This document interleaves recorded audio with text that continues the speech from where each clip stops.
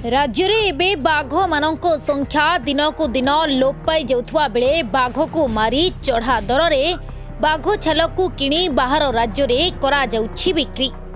से भली एक घटना देखा मिली नुआपड़ा जिला खरियार रे।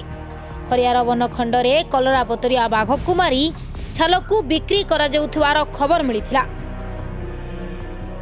जार खबर पाई चढ़ाऊ करिथिला वन विभाग। चढ़ाऊ करी 5 जन को गिरफ करिथवा बेले समस्त अभियुक्तों को कोर्ट चालान करा जायछि।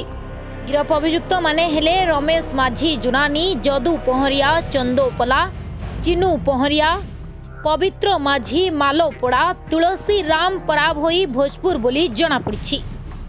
आमे गोटे ऑपरेशन करिथिलु जोथरे 2 जन अभियुक्तों को कलरा पथरिया बाघ छाल सहित धरा जाइछि।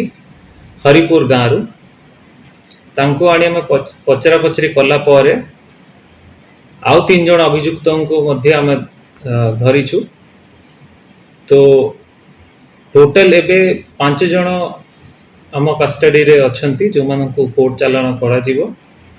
आउ गोटे लेपर्ड स्किन, 2टा बाइक आउ 5टा मोबाइल फोन मध्य आमे जबत करिछु। आउ 2 जन फेरार अछंती जो मान को धरिबार उद्यम चलीछि। नुआपड़ारू नंदी घोष खमारिंग को रिपोर्ट, एनएनएस ओडिया।